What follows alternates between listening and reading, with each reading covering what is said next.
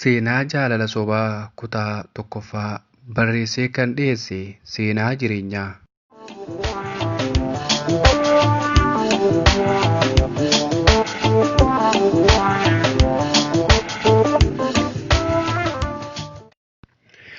Jaalala keetii jedheen hiriyaa meeqa gane, ni amanamta jedheen onnee koo siif bane. Garaa jabeettii taatee bakkeetti nagatte, sin jaaladha jettee onnee koo dhiphiste, jaalala sobaatiin ana galaafatte. Silaa murtii beekee waasilleen daararu, waasilleen daararu, waasilleen daararu.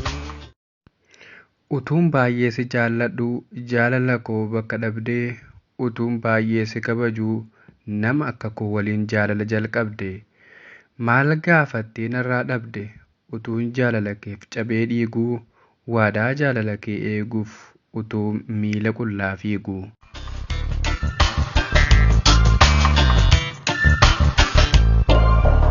Anu akkanaan seene hoggansiin wal baruu.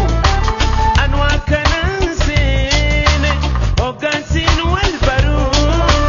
Haya nagayatti jaalalan dararru, jaalalan dararru. Maaltu sitti dhaga'ama gaafa jireenya koo yaaddu?